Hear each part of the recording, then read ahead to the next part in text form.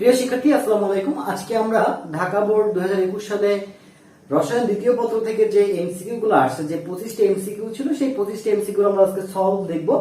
So যারা যারা SSC 22 ব্যাচের আছো তাদেরকে বলবো যে পুরো ক্লাসটা দেখতে এবং ক্লাসটা একটা লাইক দিয়ে দাও, ভালো লাগলে শেয়ার করে দাও, সাবস্ক্রাইব করে রাখো। এবং আমি এখন থেকে কন্টিনিউয়াসলি ডেইলি প্রত্যেকটা বোর্ডের বিগত সালের যতগুলো এমসিকিউ আছে সেই এমসিকিউ গুলার সলভ ক্লাস আপলোড করব জাস্ট ফর ইউ। ওকে, আচ্ছা, তো এখন আমাদের এখানে প্রথম যে প্রশ্নটা আছে সেই প্রথম প্রশ্নটা হচ্ছে কোন পরীক্ষা দ্বারা মিথানল ও ইথানলের মধ্যে পার্থক্য করা যায়। প্রথম প্রশ্নটা কি, কোন পরীক্ষার মাধ্যমে মিথানল এবং ইথানলের পার্থক্য করা যায়। তো কথাটা মনে রাখবে একদম, এটা কিন্তু 100% ইম্পর্টেন্ট একটা এমসিকিউ, বিভিন্ন ভার্সিটি ভর্তি পরীক্ষায়ও আসে। মিথানল এবং ইথানল পার্থক্যকরণ করতে তোমার হ্যালো ফর্ম, কি বললাম, হ্যালো ফর্ম পরীক্ষা করা হয়। আবার এটাকে আরো যদি আমরা ক্লিয়ারলি বলতে চাই তাহলে অ্যান্সারটা হবে আয়োডো ফর্ম পরীক্ষা। কি হবে? আয়োডো ফর্ম পরীক্ষা। এখন আমি আয়োডো ফর্ম বিক্রিয়াটা একটু দেখাই তোমাদেরকে। দেখো, এই যে মিথানল আছে, এই মিথানল আয়োডো ফর্ম বিক্রিয়া দেয় না। কি বললাম? মিথানল আয়োডো ফর্ম বিক্রিয়া দেয় না, বাট ইথানল আয়োডো ফর্ম বিক্রিয়া দেয়। ওকে, মিথানল আয়োডো ফর্ম বিক্রিয়া দেয় না এবং ইথানল আয়োডো ফর্ম বিক্রিয়া দেয়। আয়োডো ফর্ম বিক্রিয়াতে ইথানল হলুদ বর্ণের অদক্ষেপ সৃষ্টি করে। কোন বর্ণের? হলুদ বর্ণের অদক্ষেপ সৃষ্টি করে। এবং এটা দেখে আমরা বুঝতে পারি যে কি ছিল, ইথানল ছিল। ওকে, তাহলে প্রথম অ্যান্সারটা কি হবে? আমাদের প্রথম অ্যান্সারটা হচ্ছে তোমার আয়োডো ফর্ম পরীক্ষা। ওকে, যদি অপশনে যদি এখানে তোমার আয়োডো ফর্মের পরিবর্তে হ্যালো ফর্ম থাকতো তাহলে সেটা সঠিক অ্যান্সার হইতো। আর যদি আয়োডো ফর্ম এবং হ্যালো ফর্ম দুইটাই থাকে তবে সেই ক্ষেত্রে তোমাকে আয়োডো ফর্ম অ্যান্সার করতে হবে। আচ্ছা, তারপরের প্রশ্নটা দেখো, সিলভার নাইট্রেট দ্রবণের মধ্য দিয়ে 160 মিলি অ্যাম্পিয়ার বিদ্যুৎ প্রবাহ 40 মিনিট ধরে চালনা করলে ক্যাথোডে কতটি সিলভার পরমাণু জমা হবে। ওকে, আচ্ছা, দেখো আমাদের এইখানে যে প্রশ্নটা করছে, এই প্রশ্নটা বেসিক্যালি তোমার হচ্ছে তড়িৎ রসায়ন থেকে করছে এবং খেয়াল করো যে কতগুলো সিলভার পরমাণু জমা হবে। এটার জন্য আমরা একটা সূত্র মাথায় রাখবো। সূত্রটা হচ্ছে এরকম যে N equal to W by M equal to V by 22.4 equal to X by NA equal to Q by EF। Okay, এই একটা সূত্র মাথায় রাখবো এবং এটা তোমার রিটেনেও কাজে লাগবে। এখন দেখো এখানে N দ্বারা কি বোঝায়? এখানে N দ্বারা বোঝায় মোল সংখ্যা, এই W দ্বারা বোঝায় তোমার প্রদত্ত ভর, M দ্বারা বোঝায় আণবিক ভর, V দ্বারা বোঝায় আয়তন 22.4, তো 22.4 X, এই X দ্বারা বোঝায় অণু সংখ্যা। X দ্বারা কি বোঝায়? অণু সংখ্যা বোঝায়। NA দ্বারা কি বোঝায়? সবার জানা আছে। NA মানে হচ্ছে 6.023 × 10⁻23। Q মানে হচ্ছে তোমার Q ইকুয়াল টু, আমরা সবাই কি জানি, Q ইকুয়াল টু IT। এখানে E দ্বারা বোঝায় আদান প্রদানকৃত ইলেকট্রন সংখ্যা, সোজা কথায় আদান প্রদানকৃত ইলেকট্রন সংখ্যা। আর F মানে হচ্ছে 96500। খেয়াল করো, ভালো করে খেয়াল করো। এখন আমাদের এখানে চাইছে কি, কতগুলো সিলভার পরমাণু জমা হবে। প্রশ্নে কি দেওয়া আছে? বিদ্যুৎ প্রবাহ এবং টাইম দেওয়া আছে, অর্থাৎ I এবং T দেওয়া আছে। এখন খেয়াল করো, আমাদের কাছে যে সূত্রটা আছে, এই সূত্রটা আছে, এই সূত্র থেকে আমাদের এইটুকু অংশ আমরা নেব। যদি এখানে আয়তন চাইতো তাহলে আমরা এইটুকু অংশ এবং এইটুকু অংশ নিয়ে কাজ করতাম। যেহেতু আমাদের কাছে পরমাণু সংখ্যা চাইছে, তার মানে আমরা X by NA equal Q by EF এইটা ধরে ম্যাথটা সলভ করব। তো ম্যাথটা কিভাবে সলভ করব একটু দেখো, খেয়াল করো, সবাই খেয়াল করো ভালো করে। ওকে, আচ্ছা, তো আমাদের সূত্র হচ্ছে তোমার X by NA equal Q by EF। আমরা সবাই জানি কি, Q ইকুয়াল টু IT, তাই না? এটা কি আমরা সবাই জানি না? এটা কিন্তু আমরা ফিজিক্সেও পড়ছি, কেমিস্ট্রিতেও পড়তেছি। সো আমরা Q এর পরিবর্তে IT লিখতে পারি। তাহলে X বাই NA, Q এর পরিবর্তে লিখলাম IT বাই EF। এখন NAটাকে যদি আমি এই পাশে নিই তাহলে কি হয়ে যাচ্ছে? গুণ হয়ে যাচ্ছে। তাহলে ইনটু NA। ওকে, ক্লিয়ার? তাহলে এই আমাদের সূত্র। এখন X দ্বারা কি বোঝায়? পরমাণু সংখ্যা বোঝায়। I মানে কত? দেখো তো 160 মিলি অ্যাম্পিয়ার, তার মানে 160 × 10⁻³ T মানে হচ্ছে টাইম কত? 40 মিনিট। তাহলে এটাকে আমাদের কিসে নিতে হবে? সেকেন্ডে নিতে হবে। তাহলে 40 × 60। ওকে, আচ্ছা, E দ্বারা কি বোঝায়? আদান প্রদানকৃত ইলেকট্রন সংখ্যা। এখন দ্রবণটা কি দ্রবণ? সিলভার নাইট্রেট মানে কি? AgNO3, silver nitrate. এটা হচ্ছে AgNO3, এটা হচ্ছে সিলভার নাইট্রেট। এখন সিলভার নাইট্রেটের এখানে ধাতুটাকে সিলভার, Ag+। তাহলে এখন এই কয়টা ইলেকট্রন আদান প্রদান করবে নিজে একটু চিন্তা করো, নিশ্চয়ই একটা ইলেকট্রন আদান প্রদান করবে। তাহলে ই এর ভ্যালু 1, এফ এর ভ্যালু 9, 6, 5, 0, 0 কুলম। ওকে, আচ্ছা, এবং এই এন এর ভ্যালুটা লিখে নেয়। তাহলে এন এর ভ্যালু কত? 6.023 × 10⁻23। বাস, এখন তুমি নিজে সলভ করো। এবং এই ম্যাথটা কিন্তু বেসিক্যালি আসলে তোমার একটা রিটেনের ম্যাথ, ঠিক আছে, সেটা এমসিকিউ তে দিয়ে দিয়েছে যদিও। আচ্ছা, তারপরে দেখো তোমার অম্লীয় মাধ্যমে হাফ মোল KMnO4 কত মোল ফেরাস সালফেটকে জারিত করতে পারবে? হ্যাঁ, অম্লীয় মাধ্যমে হাফ মোল KMnO4 কত মোল ফেরাস সালফেটকে জারিত করতে পারবে? তো এই টাইপের এটা আসলে পরিমাণগত রসায়নের প্রশ্ন, এবং এই টাইপের প্রশ্ন সমাধান করার জন্য তোমাকে রিঅ্যাকশনগুলোর সমতাকৃত রিঅ্যাকশনগুলো মাথায় রাখতে হবে। তো দেখো, এই KMnO4 হচ্ছে একটা জারক পদার্থ, আর FeSO4 তার সঙ্গে যুক্ত করতেছে কি ফেরাস সালফেট। ফেরাস সালফেট হচ্ছে একটা বিজারক পদার্থ। খেয়াল করো, ফেরাস সালফেট হচ্ছে একটা বিজারক পদার্থ। এখন এদের মোল সংখ্যার অনুপাত কিভাবে বের করবা? এদের মোল সংখ্যার অনুপাত কিভাবে বের করবা? This is the short tricks. এটা তোমার পরবর্তীতে তোমার কাজে লাগবে। যদি তোমরা আমার অ্যাডমিশনের ক্লাসগুলো দেখো, দেখবো যে আমি শর্ট ট্রিক্স এর মাধ্যমে এই বিক্রিয়াগুলো সমতা করাইছি। যাই হোক, সেটা এখন তোমার দরকার নাই দেখার। তো আমরা জাস্ট এখন আপাতত একটু মুখস্থ রাখবো, কারণ এটা তো ওয়ান শট ক্লাস। তো এখানে আমি যদি সব ডিটেইলস আলোচনা করতে যাই ক্লাসটা অনেক বড় হয়ে যাবে। জাস্ট একটু মুখস্থ রাখবা যে এখানে লাগবে তোমার 1 মোল, এখানে লাগবে 5 মোল, এখানে লাগবে 1 মোল, এখানে লাগবে 5 মোল। তাহলে দেখো যে আমাদের 1 মোল KMnO4 এর জন্য ফেরাস সালফেট লাগে কত? 5 মোল ফেরাস সালফেট লাগে, তাই না? 5 মোল। তাহলে হাফ মোলের জন্য কত লাগবে? নিশ্চয়ই 5/2 মোল ফেরাস সালফেট। আর 5/2 মানে কি? 2.5। কত হবে? 2.5। সো অ্যানসার কত হবে এটা? 2.5 অ্যানসার। ঠিক আছে, ক্লিয়ার? এটার অ্যানসার হচ্ছে 2.5। ওকে, এরপরে প্রশ্নে বলছে কি দেখো, H2O HCl বিক্রিয়া করে উৎপন্ন করতেছে chlorine minus plus H3O plus, এটাকে আমরা হাইড্রোনিয়াম আয়ন বলি। বিক্রিয়াটিতে এখন কি কি হচ্ছে দেখো, বিক্রিয়াটিতে কি আছে? আচ্ছা দেখো, খেয়াল করো যে এই যে H2O যখন HCl এর সঙ্গে রিঅ্যাকশন করার পর উৎপন্ন হয় ক্লোরিন মাইনাস এবং H3O প্লাস। তো এখন HCl এর অনুবন্ধী ক্ষারক হলো ক্লোরিন মাইনাস, H2O একটি অ্যাসিড, H3O প্লাস একটি অনুবন্ধী অ্যাসিড। আসলে আমরা একটু এবার ব্যাখ্যা করার চেষ্টা করি। দেখো, আমার মনে হয় তোমরা মোটামুটি সবাই জানো যে কোনটা অনুবন্ধী অ্যাসিড আর কোনটা অনুবন্ধী ক্ষার, এটা সবাই জানো। তারপরে একটু তোমাদের বোঝানোর জন্য বলে দিচ্ছি। মনে করো যে HCl একটা অ্যাসিড, এই HCl যখন বিয়োজিত হয় তখন উৎপন্ন হয় H প্লাস এবং Cl মাইনাস। এখন এই অ্যাসিড থেকে H প্লাসটা বাদ দিলে যেটা থাকবে, অ্যাসিড থেকে H প্লাসটা, মানে H প্লাস কিসের বৈশিষ্ট্য? অ্যাসিডের বৈশিষ্ট্য। তাহলে H প্লাস বাদ দিলে যেটা থাকবে সেটা হচ্ছে অনুবন্ধী ক্ষার। তাহলে ক্লোরিন মাইনাস হচ্ছে অনুবন্ধী ক্ষার। ওকে, আবার একটা ক্ষার নেই, মনে করো সোডিয়াম হাইড্রোক্সাইড। সোডিয়াম হাইড্রোক্সাইডকে ভাঙলে আমরা পাবো সোডিয়াম প্লাস এবং OH মাইনাস।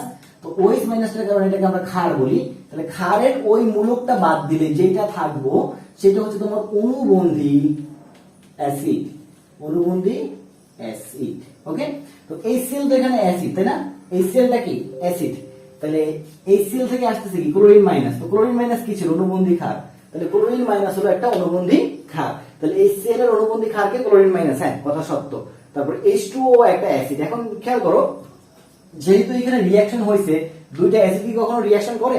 দুইটা অ্যাসিড কিন্তু কখনো রিঅ্যাকশন করে না, আবার দুইটা ক্ষারও কিন্তু কখনো রিঅ্যাকশন করে না। তাহলে HCl যে অ্যাসিড, এটা আবাল বৃদ্ধ বনিতা গরু ছাগল সবাই জানে, তাই না? তাহলে এটা যদি অ্যাসিড হয় তাহলে নিশ্চয়ই এটা কি হবে?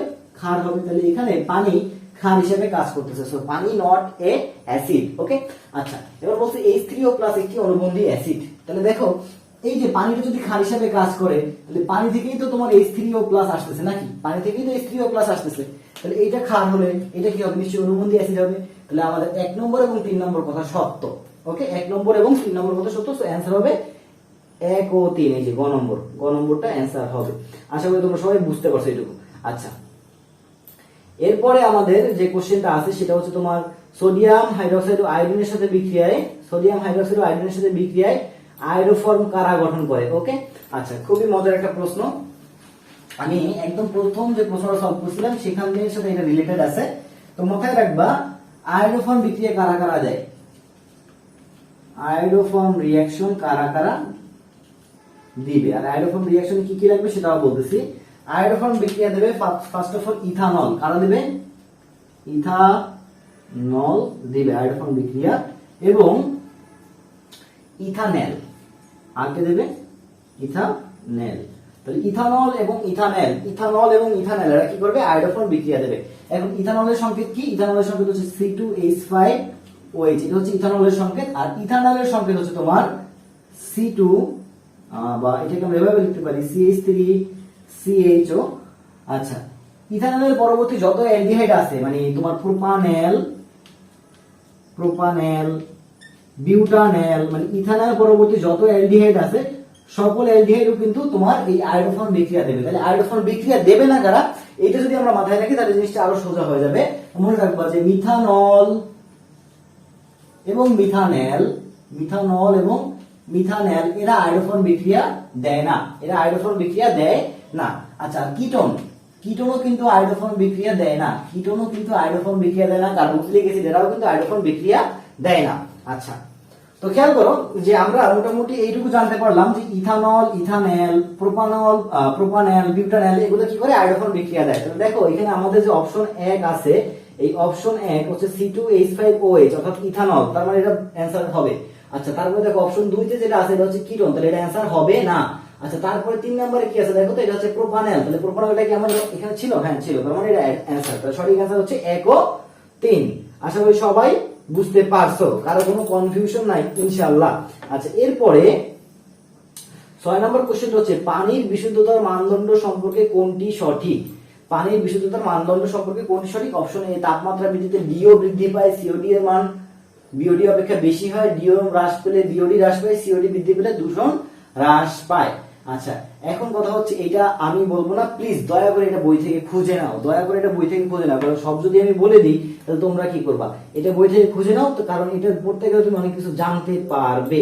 আচ্ছা, তারপরে খেয়াল করো, তারপরে তোমার এখানে একটা বিক্রিয়া দেওয়া আছে, বিক্রিয়াটা হচ্ছে তোমার এই যে নিকেল, তার সঙ্গে যুক্ত হচ্ছে সিলভার, উৎপন্ন করতেছে নিকেল 2+ এবং তার সঙ্গে উৎপন্ন করছে সিলভার। দেখেন এই বিক্রিয়াতে কাহিনীতে কি কি হচ্ছে।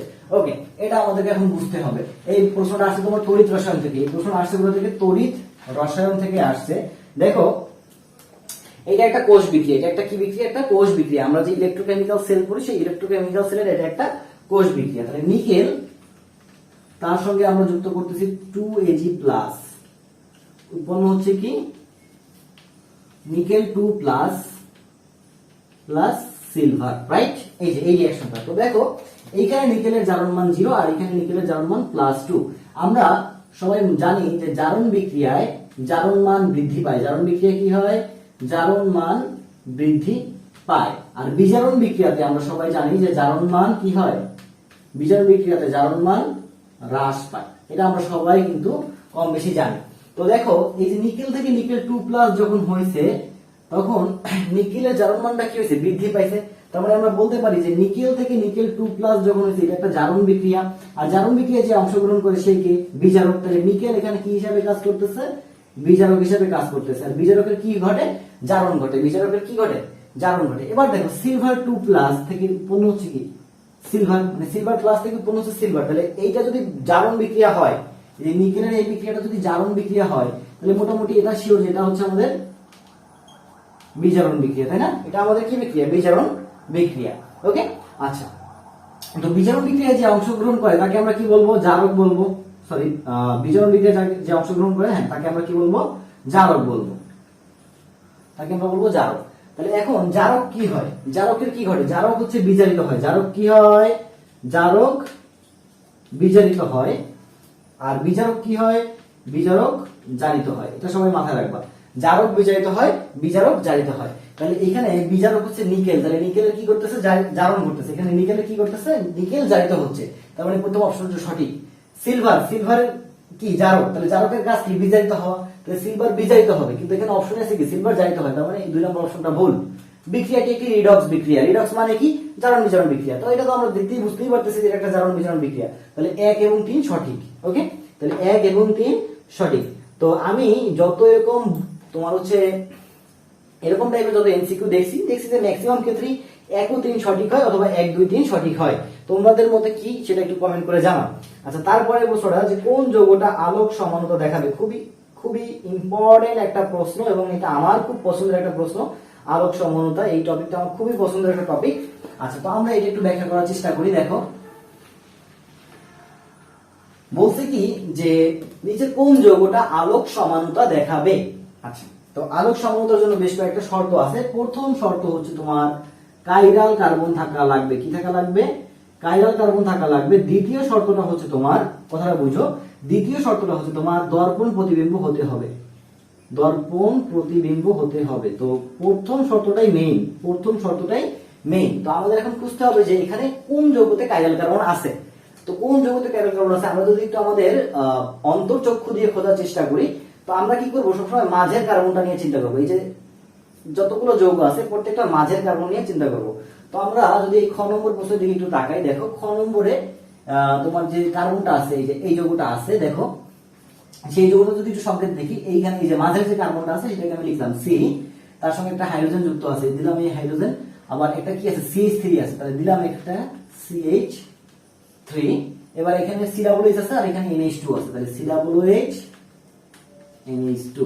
তাহলে দেখো তো এখন এই যে যৌগটা দেখতে পাচ্ছি, এই যৌগতে এই যে কার্বনটা আছে, এই কার্বনের চারটা হাতে চারটা কি ভিন্ন ভিন্ন মূলক পাচ্ছি না? চারটা হাতে আমরা চারটা ভিন্ন ভিন্ন মূলক পাচ্ছি। সো এটাকে আমরা কি বলতে পারি? এটা একটা আলোক সমাণু যৌগ এবং এটা কি দেখাবে? আলোক সমাণুতা দেখাবে। কেন আলোক সমাণু বললাম?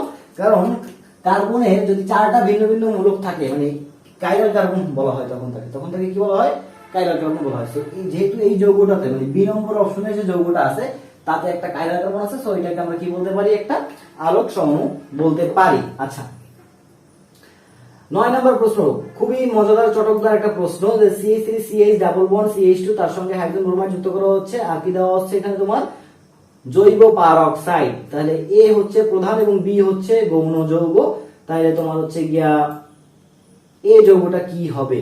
আর এইখানে আরো একটা কথাবার্তা বলা আছে, তো আমরা একটু সলভ করার চেষ্টা করি। দেখো প্রথমেই বলে নিচ্ছি যে যখনই তোমরা এরকম বিক্রিয়াতে পারঅক্সাইড দেখবে, মানে বিক্রিয়াতে পারঅক্সাইড পাবে, সোজা কথা বিক্রিয়াতে পারঅক্সাইড কি পারঅক্সাইড, জৈব পারঅক্সাইড পাবে, তাহলে তোমরা এটা ধরে নেবে এটা খারাসের বিপরীত, খারাসের পারঅক্সাইড প্রভাব অথবা বিপরীত মার্কনিকভ নীতি। একই কথা, খারাসের পারঅক্সাইড প্রভাব বা বিপরীত মার্কনিকভ নীতি। আচ্ছা, তো খেয়াল করো, মার্কনিকভ নীতিটা হচ্ছে তোমার তেলা মাথায় তেল দেওয়া, আর খারাসের পারঅক্সাইড প্রভাব এটাকে আমরা মনে রাখবো ভিক্ষুককে ভিক্ষা দাও। এটা আমরা এভাবে মনে রাখতে পারি, ভিক্ষুককে ভিক্ষা দাও। আচ্ছা, এবার দেখো আমরা বিক্রিয়াটা করার চেষ্টা করি। CH3 CH double bond CH2 plus hydrogen bromide যুক্ত করলাম। ওকে, এবার এখানে কি উৎপন্ন হবে দেখো। তো আমরা এই যে হাইড্রোজেন ব্রোমাইডটা আছে, তো হাইড্রোজেনটাকে কি করব, একবার এইখানে যুক্ত করব আর একবার এখানে যুক্ত করব। কথা বুঝতে পারছো? অর্থাৎ আমরা যদি একটু নাম্বারিং করে দেখার চেষ্টা করি, 1 number carbon, 2 number carbon, 3 number carbon, এই যে হাইড্রোজেন ব্রোমাইড আছে, এই হাইড্রোজেনটাকে একবার আমরা 1 নাম্বার কার্বনে যুক্ত করব আর একবার 2 নাম্বার কার্বনে যুক্ত করে যৌগটা দেখার চেষ্টা করি। তাহলে আমরা ফার্স্টে 1 নাম্বার কার্বনে হাইড্রোজেনটাকে যুক্ত করি। 1 নম্বর কার্বনে যদি হাইড্রোজেনটাকে যুক্ত করি, তাহলে যে যৌগটা হয় সেটা হচ্ছে তোমার CH3 CH CH3, এবং এখানে তাহলে ফাঁকা রইল কি এই দ্বিতীয় কার্বন, তাহলে এখানে বসবে কি ব্রোমিন বসবে, বসাইলাম ব্রোমিন। এরপরে 2 নম্বর কার্বনে আমরা এই হাইড্রোজেনটাকে বসানোর চেষ্টা করি। তাহলে যদি বসাই তাহলে দেখো উৎপন্ন হচ্ছে তোমার CH3 CH2 CH2, এবং এইখানে কি থাকতেছে, ফাঁকা থাকতেছে, তাহলে এখানে কি বসবে, ব্রোমিন বসবে, তাহলে এখানে ব্রোমিনটা বসাইলাম। ওকে, তাহলে দুইটা যৌগ আমরা পাইলাম। এখন প্রশ্নটা হচ্ছে কোনটা প্রধান যৌগ আর কোনটা গৌণ যৌগ, রাইট? আচ্ছা, তো ভিক্ষুককে ভিক্ষা দাও, মনে রাখবা ডাবল বন্ধনের যেখানে হাইড্রোজেন কম থাকবে সেটা হচ্ছে ভিক্ষুক। সেটা কি ভিক্ষুক। তাহলে ডাবল বন্ধনের কোন জায়গাতে হাইড্রোজেন কম আছে? নিশ্চয়ই এই 2 নাম্বার কার্বনে হাইড্রোজেন কম আছে, নিশ্চয়ই 2 নাম্বার কার্বনে কি আছে, হাইড্রোজেন কম আছে। তাহলে ওই যৌগটাই হবে আমাদের প্রধান যৌগ, এবং ওই যৌগতে কি যুক্ত হবে, হাইড্রোজেন যুক্ত হবে। অথবা তুমি এটাকে আরো সহজ করে দিচ্ছি, ঠিক আছে, ভিক্ষুককে ভিক্ষা দাও এটা আসলে অনেকের কাছে কঠিন লাগে, এটাকে আমি আরো সহজ করে দিচ্ছি। মনে রাখবা যে 1 ডিগ্রিটা প্রধান হবে, 2 ডিগ্রিটা গৌণ হবে। তাহলে 1 ডিগ্রি যে উৎপাদটা থাকবে, 1 ডিগ্রি যে উৎপাদটা থাকবে সেটা হবে প্রধান, আর 2 ডিগ্রি যে উৎপাদটা থাকবে সেটা হচ্ছে গৌণ। তো খেয়াল করো এখানে যে ব্রোমিনটা আছে, এই ব্রোমিনটা কয় নম্বর কার্বনে আছে, 2 নম্বর কার্বনে আছে, এবং দেখো এই কার্বনের এই সাইডে একটা আর্মূলক, এই সাইডে একটা আর্মূলক, তাহলে এটাকে আমরা বলতে পারি কি 2 ডিগ্রি। আবার এইখানে ব্রোমিন আছে, ব্রোমিনের দেখো পাশের কার্বন এইটা, এই কার্বনে কয়টা আর মূলক আছে? একটা আর মূলক আছে, তাহলে এটা হচ্ছে 1 ডিগ্রি। তাহলে এটাই হচ্ছে আমাদের প্রধান যৌগ। তাহলে উৎপন্ন হবে কি CH3 CH2 CH2 Br, এবং এটাকে আমরা বলতে পারি 1 ব্রোমো প্রোপেন। 1 ব্রোমো প্রোপেন, কথা বুঝতে পারছো? তাহলে 1 ব্রোমো প্রোপেন হবে আমাদের প্রধান যৌগ। তাহলে এ মানে কি? প্রধান যৌগ। তাহলে অ্যানসারটা কি হবে? 1 ব্রোমো প্রোপেন। আর সবচেয়ে মজার বিষয় হচ্ছে এই যে ক্ষারাসের পারঅক্সাইড প্রভাব, ক্ষারাসের পারঅক্সাইড প্রভাব তোমার ফ্রি রেডিকেল অনুসারে কাজ করে, আর মার্কোনিকভ নীতি হচ্ছে তোমার কার্বোক্যাটায়নের নীতি অনুসারে কাজ করে। সো অ্যানসারটা হবে এখানে 2 এবং 3। অ্যানসারটা কি হবে? 2 এবং 3। ক্লিয়ার? আচ্ছা, তারপরে 10 নম্বর প্রশ্নটা কি বলা আছে দেখো, যে প্রোপানেল জিঙ্ক অ্যামালগাম ও গাঢ় HCl দ্বারা বিজারিত করলে কোন যৌগটা উৎপন্ন হয়? ঠিক আছে, খুবই মজার একটা প্রশ্ন এবং আমার খুব পছন্দের একটা প্রশ্ন। জৈব যৌগের এই বিক্রিয়াটা খুবই মজার একটা বিক্রিয়া এবং স্যারদের কেন যেন ফেভারিট একটা বিক্রিয়া, এবং এই বিক্রিয়াটাকে বলা হয় তোমার ক্লিমেনসন বিজারণ। জিঙ্ক অ্যামালগাম ZnHg, এটাকে বলা হয় জিঙ্ক অ্যামালগাম। জিঙ্ক অ্যামালগাম পাইলেই বুঝবা সেটা একটা ক্লিমেনসন বিজারণ বিক্রিয়া। কি বিক্রিয়া? ক্লিমেনসন বিজারণ। এবং এই ক্লিমেনসন বিজারণ বিক্রিয়াতে অলওয়েজ অ্যালকেন উৎপন্ন হবে, আর কিছু না। অলওয়েজ কি উৎপন্ন হয়? অ্যালকেন উৎপন্ন হয়। তাহলে ক্লিমেনসন বিজারণ বিক্রিয়ায় কি উৎপন্ন হয়? অ্যালকেন উৎপন্ন হয়। কি বললাম? ক্লিমেনসন বিজারণ বিক্রিয়ায় কি উৎপন্ন হবে? অ্যালকেন উৎপন্ন হবে। তাহলে ক্লিমেনসন বিজারণ বিক্রিয়াটাকে আমরা দেখে নিই। RCHO অ্যালডিহাইড, তার সঙ্গে যদি আমরা জিঙ্ক অ্যামালগাম এবং গাঢ় HCl যুক্ত করি, তাহলে উৎপন্ন হবে R সিঙ্গেল বন্ড R বা CnH2n প্লাস 2। সোজা কথায় অ্যালডিহাইডের সঙ্গে যদি জিঙ্ক অ্যামালগাম এবং গাঢ় HCl যুক্ত করা হয়, তাহলে উৎপন্ন হবে কি? অ্যালকেন উৎপন্ন হবে। এখন খেয়াল করো, এইখানে কার্বন যদি মনে করো যে এখানে n সংখ্যক কার্বন থাকলে এখানেও n সংখ্যক কার্বন থাকবে, অর্থাৎ এখানে যদি 5টা কার্বন থাকে এপাশেও 5 কার্বন বিশিষ্ট অ্যালকেন উৎপন্ন হবে। তার মানে জিনিসটা এরকম দাঁড়াইলো, যদি আমাদের এখানে ইথানল থাকতো, অর্থাৎ C2 2 কার্বন বিশিষ্ট অ্যালডিহাইড থাকতো, তাহলে এই সাইডে আমাদের 2 কার্বন বিশিষ্ট অ্যালকেন উৎপন্ন হইতো। এই সাইডে যদি আমাদের 3 কার্বন বিশিষ্ট অ্যালডিহাইড থাকতো, তাহলে এখানে 3 কার্বন বিশিষ্ট অ্যালকেন উৎপন্ন হইতো। ওকে, তো খেয়াল করো এখানে বলছে কি প্রোপানেল, তার মানে প্রোপানেল কয় কার্বন বিশিষ্ট? প্রোপানেল 3 কার্বন বিশিষ্ট। তাহলে যে অ্যালকেনটা উৎপন্ন হবে সেটাও কি হবে? 3 কার্বন বিশিষ্ট হবে, এবং 3 কার্বন বিশিষ্ট অ্যালকেনকে আমরা কি বলি? Propane. So answer is propane. আশা করি বুঝতে পারছো। আচ্ছা, এরপরে আমাদের একটা প্রশ্ন আছে। প্রশ্নে আমাদের কি বলছে? যে উদ্দীপকটি লক্ষ্য করতে বলছে, এবং আমরা উদ্দীপকটা লক্ষ্য করলাম, লক্ষ্য করে 11 এবং 12 নম্বর প্রশ্নের উত্তর দিতে বলছে। ঠিক আছে, ভালো কথা। 11 এবং 12 নম্বর প্রশ্নের উত্তর দেওয়ার চেষ্টা করি। ওকে, যারা যারা ক্লাসটা দেখতেছো বা করতেছো, একটা লাইক দিয়ে দাও। ক্লাসে তোমার একটা লাইক আমার পরবর্তী ভিডিওর জন্য অনেক বেশি হেল্পফুল হবে। কারণ দেখো, আমি খুবই গরিব একটা মানুষ, মানে বিকজ অন্যান্য সব ভাইরা যারা আছে তাদের রুমে অনেক রুমে এসি আছে, 2 থেকে 3টা করে এসি লাগানো থাকে, বা অনেক ভালো একটা সেটআপ থাকে। আমার সামান্য সেটআপ, আমি ফ্যান ইউজ করি। তো ভিডিও করার সময় তো ফ্যান ছাড়া যাবে না। ফ্যান ছাড়লে হচ্ছে তোমরা নয়েজ পাবা, নয়েজ আসলে তো তোমাদের কাছেই খারাপ লাগবে। সো এই জন্য ফ্যান টেন অফ করে ক্লাস নিতে হয়। আর আমি একটু ঘামাই বেশি, এই জন্য অনেক কষ্ট হচ্ছে। তারপর তোমাদের সুবিধার জন্য আমি বিগত সালের বোর্ড পরীক্ষার প্রশ্নগুলো সলভ করতেছি, কারণ এখান থেকেই ঘুরে ফিরে কিন্তু প্রশ্ন হবে। ওকে, আচ্ছা, তো এরপরে তোমাদের প্রশ্নটা কি বলছে দেখো, উদ্দীপক লক্ষ্য করতে বলছে x তার সঙ্গে y2 প্লাস যুক্ত করলাম, উৎপন্ন হচ্ছে x2 প্লাস প্লাস y। আচ্ছা, আমি একটু জুম করে নিই। ওকে, আচ্ছা, তো এখানে তোমার x এর হচ্ছে কি একটা বিভব দেওয়া আছে, y এর একটা বিভব দেওয়া আছে। তোমরা হয়তো x এর বিভবটা বুঝতে পারতেছো না, আমি একটু বোর্ডে লিখে দিচ্ছি। দেখো, x এর বিভবটা এভাবে দেওয়া আছে, e not x2 plus x equal -0.62 voltage. তাহলে এটা কি দেওয়া আছে? x এর এখানে কি করতেছে? বিজারণ করতেছে। তাহলে এটা হচ্ছে x এর বিজারণ বিভব দেওয়া আছে। আর তাহলে y এর কি দেওয়া আছে দেখি তো তোমরা, e not y2 plus y এর দেওয়া আছে 0.20 ভোল্টেজ, এবং এখানেও এটা কি করতেছে? বিজারণ করতেছে। তাহলে উভয় কি দেওয়া আছে? বিজারণ বিভব দেওয়া আছে। আচ্ছা, তো প্রথম প্রশ্নটা বলছে কি আমাদের, যে উদ্দীপকের কোষ বিভব কত? উদ্দীপকের কোষ বিভব কত? আচ্ছা, তো খেয়াল করো রিঅ্যাকশনটা কি আছে। রিঅ্যাকশনটা হচ্ছে x প্লাস y2 প্লাস বিক্রিয়া উৎপন্ন করতেছে তোমার x2 plus plus y, right? এটা উৎপন্ন করতেছে। তো এখন এইখানে ইএমএফ ইকুয়াল টু কত হবে? ইএমএফ ইকুয়াল টু দেখো, ই নট এর মতো রাখলাম। প্রথমে আছে কি x, দিলাম আমি x। এখন x এর পাশে আসে কি হচ্ছে? x2 প্লাস, তাহলে দিলাম আমি x2 plus plus E not. এবার কি আছে? y2 প্লাস, তাহলে দিলাম আমি y2 প্লাস। y2 প্লাস এর পাশে আসে কি হচ্ছে? y হচ্ছে। তাহলে এই দেখো আমাদের কিন্তু সূত্র তৈরি হয়ে গেল, আমরা কিন্তু সূত্র মুখস্থ করলাম না, আমাদের ইএমএফ এর সূত্র তৈরি হয়ে গেল, জাস্ট প্রশ্ন দেখেই তৈরি হয়ে গেল। এবং আমার খুব মজা লাগে এই টাইপের প্রশ্নগুলো সলভ করতে, যেখানে তোমার পুরো বেসিক থেকে করা যায়, কোনো সূত্র মুখস্থ করা দরকার হয় না। এখন আমাদের এই বিভবটা লাগবে, এবং এটা কি বিভব? এক্স এর বিজারণ বিভব। তাহলে এবার আমাদের এক্স এর বিজারণ বিভব লাগবে। তো এখানে কি দেওয়া আছে? এক্স এর জারণ বিভব লাগবে, বাট এখানে প্রশ্নে কি দেওয়া আছে? এক্স এর বিজারণ বিভব দেওয়া আছে। তো জারণ বিভবটা কি হবে? উল্টায় দেবো, তাহলে উল্টায় দিলে কত আসে? 0.62 মাইনাস আছে, প্লাস হয়ে গেল, প্লাস ওয়াই এর কি দেওয়া আছে? ওয়াই এর কি লাগবে? বিজারণ বিভব লাগবে। আর আমাদের প্রশ্নে কি দেওয়া আছে? ওয়াই এর বিজারণ বিভব। তাহলে 0.20 যোগ করলে আলটিমেটলি আসছে কত? 0.82 ভোল্টেজ। ওকে, সো অ্যানসার হচ্ছে 0.82 ভোল্টেজ। তাহলে আমরা আশা করি 11 নম্বর প্রশ্নের উত্তরটা পেয়ে গেছি। আচ্ছা, এবার উদ্দীপকের বিক্রিয়ার জন্য সঠিক তথ্য কোনটি? উদ্দীপকের বিক্রিয়ার জন্য সঠিক তথ্য কোনটি? তাহলে উদ্দীপকের বিক্রিয়াতে দেখো, উদ্দীপকের বিক্রিয়া তো এই যে লেখাই আছে আমার অলরেডি বোর্ডে। তো খেয়াল করো, তোমার এখানে এই যে এক্স এর কি করছে? জারণ করছে। এক্স এর কি করছে? জারণ করছে। তাহলে এক্স থেকে x2 প্লাস উৎপন্ন হয়েছে। তাহলে এই যে এক্স থেকে x2 প্লাস উৎপন্ন হয়েছে, এটাকে আমরা কি বলবো? জারণ বিক্রিয়া বলবো। জারণ বিক্রিয়ায় যে অংশগ্রহণ করে তাহলে তাকে আমরা কি বলি? বিজারক বলি। তাহলে x হচ্ছে একটা বিজারক, x হচ্ছে বিজারক। আর জারণ বিক্রিয়া কোথায় ঘটে? অ্যানোডে ঘটে। তাহলে y2 প্লাস এখানে কি হিসাবে কাজ করতেছে? জারক হিসাবে কাজ করতেছে, কারণ একটা যদি বিজারক হয় আর একটা কি হবে? জারক হবে। তো এবার আমরা একটু অপশনগুলো করি। দেখো, y পাত্রে x2 দ্রবণ রাখা যাবে, x পাত্রে y2 দ্রবণ রাখা যাবে। ওরে বাপরে। আচ্ছা, এটা একটু সমাধান করে দিচ্ছি। দেখো, সক্রিয়তা সিরিজ তো তোমাদের সবার জানা আছে না? লি কে বা কে না মাংতে এলো যেন ফের পাবে শোনা হয়, কালো খাজি আজ পিটাবে আমায়। তো আমি এভাবে মনে রাখতাম, তোমরা কিভাবে মনে রাখো এটা আমি জানি না, বাট আই হোপ সবারই একটা ছন্দ জানা আছে। তো উপর থেকে নিচে গেলে, খেয়াল করো, উপর থেকে নিচে গেলে সক্রিয়তা কি হয়?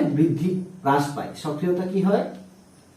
হ্রাস পায়। তো এখন যদি সক্রিয়তা হ্রাস পায়, মনে রাখবা যার সক্রিয়তা বেশি, মনে করো লিথিয়াম এবং বেরিয়াম, এই দুজনের ভিতরে কার সক্রিয়তা বেশি? লিথিয়াম। তাহলে লিথিয়ামটা কি হিসাবে কাজ করবে? অ্যানোড হিসাবে কাজ করবে। এবং বেরিয়ামটা কি হিসাবে কাজ করবে? ক্যাথোড হিসাবে কাজ করবে। উপর থেকে নিচে গেলে কি হবে? সক্রিয়তা হ্রাস পায়, এবং যার সক্রিয়তা কম সে কি হিসাবে কাজ করে? ক্যাথোড হিসাবে কাজ করে। যার সক্রিয়তা বেশি সে অ্যানোড হিসাবে কাজ করে। এখন মনে রাখবা, পাত্র যদি অ্যানোড হয়, পাত্র যদি কি হয়? অ্যানোড হয়। পাত্র যদি অ্যানোড হয় তাহলে সেই পাত্রে দ্রবণ রাখা যাবে না। বাট পাত্র যদি ক্যাথোড হয়, পাত্র ক্যাথোড হলে সেখানে দ্রবণ রাখা যাবে। কি বলছি বুঝতে পারছো? তাহলে পাত্র অ্যানোড হলে দ্রবণ রাখা যাবে না, পাত্র ক্যাথোড হলে দ্রবণ রাখা যাবে। এখন এই যে খেয়াল করো যে জারণ বিক্রিয়া কোথায় ঘটে? কথাটা বুঝো। জারণ বিক্রিয়া কোথায় ঘটে? জারণ বিক্রিয়া ঘটে অ্যানোডে। জারণ বিক্রিয়া কোথায় ঘটে? অ্যানোডে ঘটে না? তাহলে জারণ বিক্রিয়া ঘটছে কার? এখানে যে x থেকে হয়েছে কি? x2 plus. x থেকে x কি হয়েছে? x2 প্লাস হয়েছে না? তাহলে এটা জারণ বিক্রিয়া হলে এই x টা কি হবে? x টা একটা বিজারক, তার মানে এটা হচ্ছে অ্যানোড। তাহলে x হচ্ছে অ্যানোড, এবং তাহলে y টা কি হিসাবে কাজ করবে? এখানে ক্যাথোড হিসাবে কাজ করতেছে। y টা কি হিসাবে কাজ করতেছে? ক্যাথোড হিসাবে কাজ করতেছে। তাহলে আমি বলতে পারি যে x এর সক্রিয়তা বেশি, y এর সক্রিয়তা কম। আমি এভাবে বলতে পারি যে x এর সক্রিয়তা বেশি, y এর সক্রিয়তা কম। তাহলে এবার বলছে কি? y পাত্রে x2 প্লাস দ্রবণ রাখা যাবে। y পাত্রে x2 প্লাস দ্রবণ রাখা যাবে। এখন খেয়াল করো, পাত্রটা কিসের তৈরি? y এর তৈরি। পাত্র কিসের তৈরি? কথাটা বুঝো। পাত্র কিসের তৈরি? y এর তৈরি, তাই না? y টা এখানে কি হিসাবে কাজ করতেছে? ক্যাথোড। তাহলে পাত্র এবার কি হচ্ছে? ক্যাথোড হচ্ছে না? তাহলে পাত্র যদি ক্যাথোড হয় তাহলে সেখানে দ্রবণ রাখা যাবে কি যাবে না? অবশ্যই দ্রবণ রাখা যাবে। তার মানে প্রথম অপশনটা ঠিক আছে। এবার দ্বিতীয় অপশন কি বলছে? x পাত্রে y2 প্লাস দ্রবণ রাখা যাবে কিনা? x হচ্ছে তোমাদের অ্যানোড হিসেবে কাজ করতেছে, x এর সক্রিয়তা বেশি। তাহলে পাত্র যদি যার সক্রিয়তা বেশি সে কি হিসাবে কাজ করবে? অ্যানোড হিসাবে কাজ করবে। তাহলে x যদি পাত্র হয় তখন পাত্রটা কি হিসাবে পাত্রটা কি হয়ে যাচ্ছে? অ্যানোড হয়ে যাচ্ছে। তাহলে সেই পাত্রে কি দ্রবণ রাখা যাবে? যাবে না। অর্থাৎ যে x পাত্রে y দ্রবণ রাখা যাবে কিনা? না, যাবে না। আচ্ছা, কোষ বিক্রিয়া স্বতঃস্ফূর্ত হবে কিনা? হ্যাঁ, কোষ বিক্রিয়াটা এখানে স্বতঃস্ফূর্ত হবে। কোষ বিক্রিয়া এখানে স্বতঃস্ফূর্ত হবে। কেন কোষ বিক্রিয়া স্বতঃস্ফূর্ত হবে? কারণ দেখো, এখানে আমাদের যারা এই যে x টা কি? অ্যানোড না? তাহলে এটা কি? বা তুমি এই যে গ নম্বর প্রশ্ন তো দেখো, গ নম্বরে আমরা অ্যান্সারটা কি পাইছিলাম, ইএমএফ এর মান কি পাইছিলাম, পজিটিভ পাইছিলাম না? তো ইএমএফ এর মান যদি পজিটিভ হয়, পজিটিভ হলে সেটা কি হয়, কোষ বিক্রিয়াটা স্বতঃস্ফূর্ত হয় না, কোষ বিক্রিয়া স্বতঃস্ফূর্ত হয়। তাহলে সঠিক অ্যান্সার কি হবে, 1 ও 3। ঠিক আছে, সঠিক অ্যান্সারটা কি হবে, 1 ও 3। ওকে, আচ্ছা তাহলে 12 নম্বর প্রশ্ন শেষ। 14 নম্বর প্রশ্ন দেখো, 13 নম্বর প্রশ্নটা কোনো কারণে মিস্টেক হয়ে গেছে, আসে নাই। যাই হোক, এসটিপিতে কোন গ্যাসের 1 গ্রাম সবচেয়ে বেশি আয়তন দখল করবে? এসটিপিতে কোন গ্যাসের 1 গ্রাম সবচেয়ে বেশি আয়তন দখল করবে? ওকে, তো এটা বোঝার জন্য খুব সিম্পলি আমরা বুঝতে পারবো, হাইড্রোজেন এবং নাইট্রোজেন নিয়ে চিন্তা করলে আমরা বুঝতে পারবো। হাইড্রোজেন মানে হচ্ছে তোমার 2 গ্রাম, তাহলে এই 2 গ্রাম কতখানি আয়তন দখল করবে, 22.4 লিটার। তাহলে 1 গ্রাম দখল করবে কতখানি, নিশ্চয়ই 11.2 লিটার হাইড্রোজেনের ক্ষেত্রে। নাইট্রোজেনের দিকে তাকাও, নাইট্রোজেনের ক্ষেত্রে নাইট্রোজেন মানে কত তোমার 14 দুগুণ 28 গ্রাম, 28 গ্রাম দখল করবে কত, নিশ্চয়ই 22.4 লিটার। তাহলে 1 গ্রাম দখল করবে কত, 22.4 ডিভাইডেড বাই 28, তার মানে 0.8 লিটার, এরকম একটা ভ্যালু আসবে। তাহলে দেখো তো কোন গ্যাসের 1 গ্রাম সবচেয়ে বেশি আয়তন দখল করতেছে, নিশ্চয়ই হাইড্রোজেন, তাই না? তাহলে বাদ বাকিগুলো আমরা না দেখলেও চলবে, কারণ অক্সিজেনের আণবিক ভর আরো বেশি, আর্গনের আণবিক ভরও বেশি। সো অ্যানসারটা কি হবে, অ্যানসারটা হবে এখানে হাইড্রোজেন। আচ্ছা, লুইস অ্যাসিড কারা কারা? লুইস অ্যাসিড কারা, নিশ্চয়ই কোনগুলো লুইস অ্যাসিড? তো দেখো, carbon dioxide, carbon dioxide কখনোই লুইস অ্যাসিড না। Sulphur dioxide Lewis acid, sulphur dioxide Lewis acid. Silver plus, copper plus, copper 2 plus, এগুলো সব লুইস অ্যাসিড। তারপরে AlCl3, তারপরে তোমার FeCl2, BF3, তারপরে হচ্ছে কি তোমার BCl3, ঠিক আছে, এগুলো সব লুইস অ্যাসিডের উদাহরণ। ঠিক আছে, BF3, FeCl2, AlCl3, BCl3, sulphur dioxide, silver plus, copper 2 plus, এগুলো সব কিসের উদাহরণ, এগুলো সব হচ্ছে লুইস অ্যাসিডের উদাহরণ। সো আশা করি তোমরা এটুকু বুঝে গেছো। তাহলে অ্যানসার হবে তোমার 1 ও 3, 1 ও 3। আচ্ছা, তারপর দেখো তোমার 16 নম্বর প্রশ্নে বলছে কি, কার্বন আয়নের সুস্থিতি ক্রম কোনটি? কার্বন আয়নের সুস্থিতি ক্রম, ওকে, এটা একটু বুঝাই বা একটু পড়ার চেষ্টা করি। এটা কার্বন আয়নের সুস্থিতি ক্রম। আচ্ছা, তো দেখো তোমার আমাদের কাছে 3টা জিনিস আছে, একটা হচ্ছে তোমার ফ্রি রেডিকেল, তারপর হচ্ছে কি তোমার কার্বোক্যাটায়ন, আর একটা হচ্ছে তোমার কার্বন আয়ন। ঠিক আছে, আমাদের কাছে কয়টা জিনিস আছে, 3টা জিনিস আছে।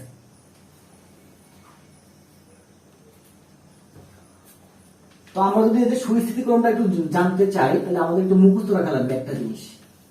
সুস্থিতিক্রমটা যদি আমরা জানতে চাই, তাহলে আমাদের একটু একটা সুস্থিতিক্রম মনে রাখতে হবে, এবং সেটা হচ্ছে ফ্রি রেডিকেল। তো আমরা শুধুমাত্র ফ্রি রেডিকেলের সুস্থিতিক্রমটা একটু মাথায় রাখবো, ফ্রি রেডিকেলের সুস্থিতিক্রমটা একটু মাথায় রাখবো। এবং ফ্রি রেডিকেলের সুস্থিতিক্রমটা হচ্ছে এরকম, 3 ডিগ্রি, 2 ডিগ্রি এবং 1 ডিগ্রি। ফ্রি রেডিকেল কার্বোক্যাটায়ন, ভাই কি বললাম, ফ্রি রেডিকেল কার্বোক্যাটায়ন ভাই। সো এদেরটা কি হবে, সেম হবে, 3 ডিগ্রি, 2 ডিগ্রি, 1 ডিগ্রি।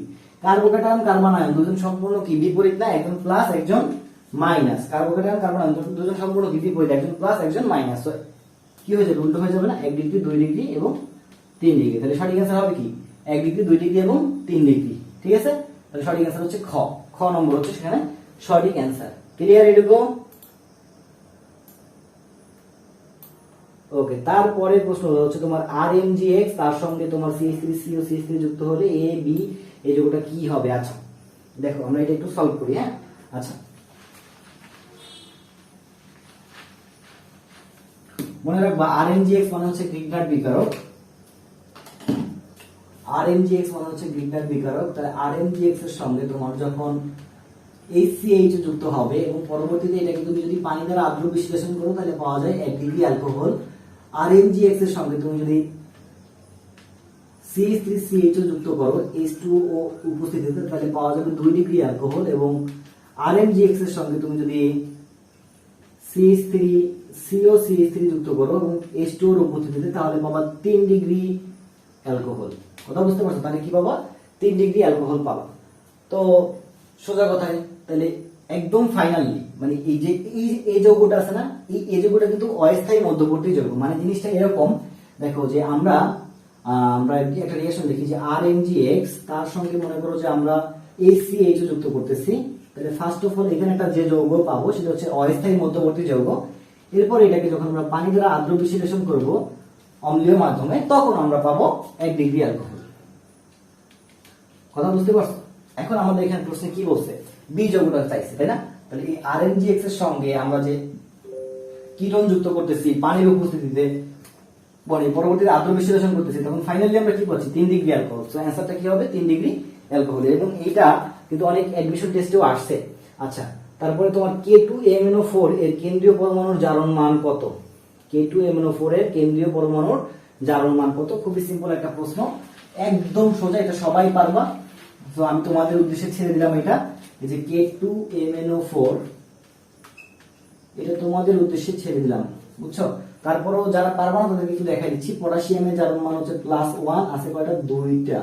কেন্দ্রীয় পরমাণু হচ্ছে ম্যাঙ্গানিজ, ম্যাঙ্গানিজের জারণ মান ধরলাম আমরা x, অক্সিজেনের জারণ মান -2, আছে কয়টা, 4টা, ইকুয়াল কি হবে, 0 হবে। এবার এখান থেকে x এর ভ্যালু নির্ণয় করো, খাতায় এখনই করো। ওকে, আচ্ছা, তারপরে দেখো নিচে কোনটি নিউক্লিওফাইল, প্রশ্ন কি বলছে, নিচে কোনটি নিউক্লিওফাইল? খুবই সুন্দর একটা প্রশ্ন, নিচে কোনটি নিউক্লিওফাইল। আচ্ছা,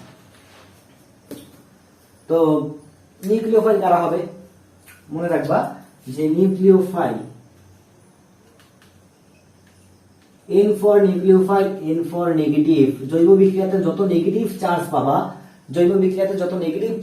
সকল নেগেটিভ চার্জ কি হিসাবে কাজ করবে, নিউক্লিওফাইল হিসাবে কাজ করবে। এখন দেখো তো অপশনে কোনো নেগেটিভ চার্জ আছে কিনা, নাই, তার মানে এখানে নিউক্লিওফাইল নাই, না আছে। নিউক্লিওফাইল প্রশম হতে পারে, প্রশম হবে মানে তার মানেটা হচ্ছে তোমার এখানে নিউক্লিওফাইলের কোনো চার্জ থাকবে না। প্রশম নিউক্লিওফাইলের কি থাকে না, কোনো চার্জ থাকে না, কিন্তু কি থাকে, মুক্ত জোড় ইলেকট্রন থাকবে। কি থাকবে, মুক্ত জোড় ইলেকট্রন থাকবে। তার মানে মুক্ত জোড় ইলেকট্রন থাকলে তাকে আমরা কি বলতে পারি, নিউক্লিওফাইল বলতে পারি। খেয়াল করো অপশন এ, মানে ক নম্বর অপশনে কি আছে, CH3 CH2OH। এইখানে এই যে অক্সিজেন আছে না, এই অক্সিজেনের তোমার 2 জোড়া মুক্ত জোড় ইলেকট্রন আছে। কয় জোড়া, 2 জোড়া মুক্ত জোড় ইলেকট্রন আছে। পানির দিকে তাকাও, পানিতে যে অক্সিজেন আছে এখানে কয় জোড়া মুক্ত জোড় ইলেকট্রন আছে, 2 জোড়া মুক্ত জোড় ইলেকট্রন আছে। তাহলে এরা কি হবে, নিশ্চয়ই প্রশম নিউক্লিওফাইল হবে, কারণ প্রশম নিউক্লিওফাইলের বৈশিষ্ট্য কি, তার মুক্ত জোড় ইলেকট্রন থাকবে। সো অ্যানসার হচ্ছে ক। ওকে, তারপরে প্রশ্নটা আমার খুবই পছন্দের একটা প্রশ্ন, দেখো যে 200 মিলি। সো এবার 20 নাম্বার প্রশ্ন, 20 নাম্বার প্রশ্নে আছে কি, 200 মিলিলিটার 10% HCl দ্রবণের ঘনমাত্রা ppm এককে কত?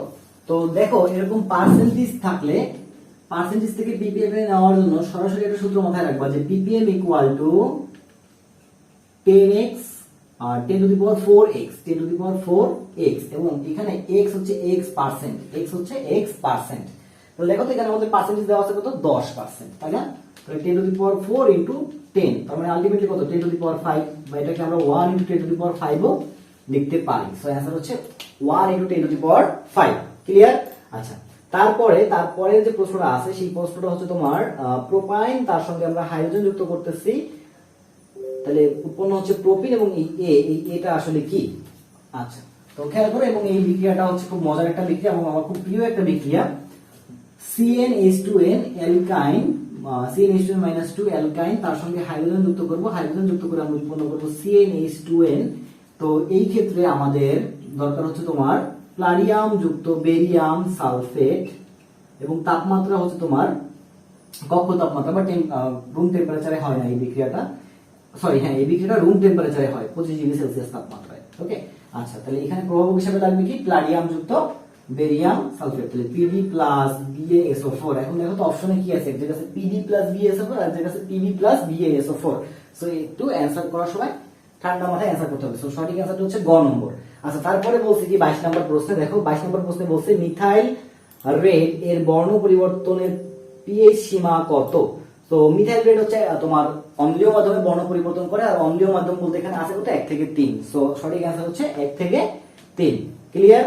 আচ্ছা, তারপরে তোমার বলছে কি যে উদ্দীপকের আলোকে 23 এবং 24 নম্বর প্রশ্নের উত্তর দাও। তো এখানে টলোইন তাপকে আমরা কি করতেছি, অক্সিজেনের মাধ্যমে জারিত করতেছি, ফলে উৎপন্ন হচ্ছে A, এর সঙ্গে আমরা সোডিয়াম হাইড্রোক্সাইড যুক্ত করতেছি, ফলে উৎপন্ন হচ্ছে B, এর সঙ্গে আমরা সোডিয়াম হাইড্রোক্সাইড এবং ক্যালসিয়াম অক্সাইড যুক্ত করতেছি, ফলে উৎপন্ন হচ্ছে C।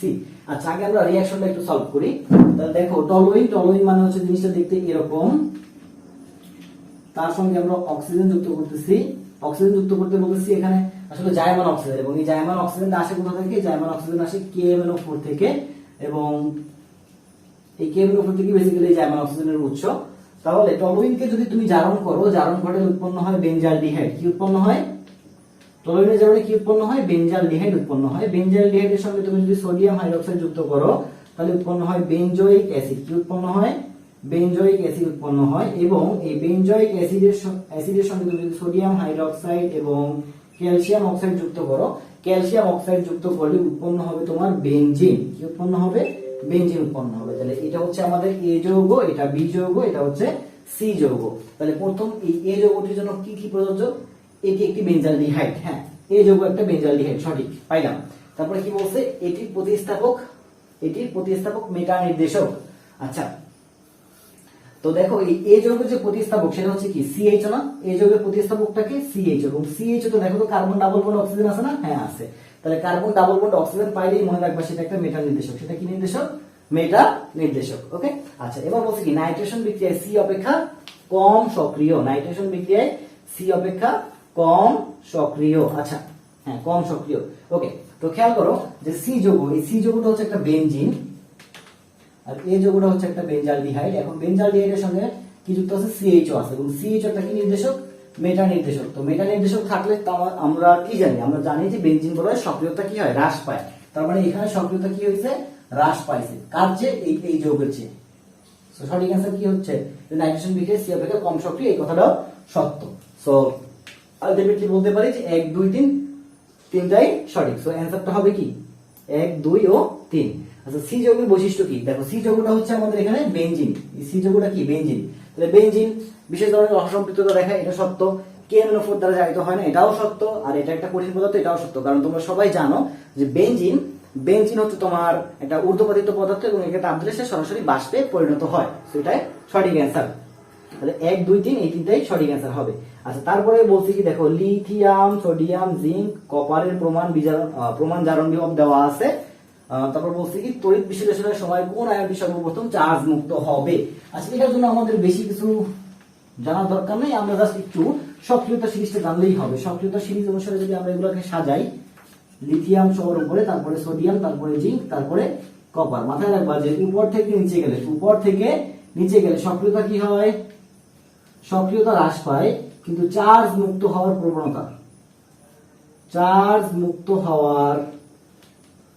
প্রবণতা বৃদ্ধি পায়। চার্জ মুক্ত হওয়ার কি হয়? প্রবণতা বৃদ্ধি পায়। তাহলে উপর থেকে নিচে গেলে চার্জ মুক্ত হওয়ার প্রবণতা বৃদ্ধি পায়। তাহলে চার্জ মুক্ত হওয়ার প্রবণতা বেশি কার? কপারের। তাহলে সঠিক আনসার কি হবে? কপার 2+, এবং অপশন ক। এই হচ্ছে আমাদের ঢাকা বোর্ড 2021 সালে আসা যতগুলা কেমিস্ট্রি সেকেন্ড পেপারে যতগুলো প্রশ্ন ছিল সেই প্রশ্নগুলোর সমাধান ব্যাখ্যা সহ। আশা করি তোমরা সবাই বুঝতে পারছো এবং ক্লাসটা এনজয় করছো। এতক্ষণ এত কষ্ট করে ক্লাসটা দেখার জন্য তোমাদের সবাইকে শুভেচ্ছা এবং স্বাগতম। অনেক অনেক ধন্যবাদ। কি বলবো আমি বুঝতে পারতেছি না, এখন অনেক টায়ার্ড হয়ে গেছি, কারণ মাঝখানে ভিডিওটা মাঝখানে 20 নম্বর প্রশ্ন সলভ করার পর দেখি কোনো কিছুই রেকর্ড করা হয় না। তো শুরু থেকে আবার রেকর্ড করা লাগছে। সো এই জন্য আমি খুবই টায়ার্ড হয়ে গেছি। তো সবাই ভালো থাকো, সুস্থ থাকো, আর যারা এখন আমার চ্যানেলটাকে সাবস্ক্রাইব করোনি তাহলে অবশ্যই সাবস্ক্রাইব করো। আল্লাহ হাফেজ।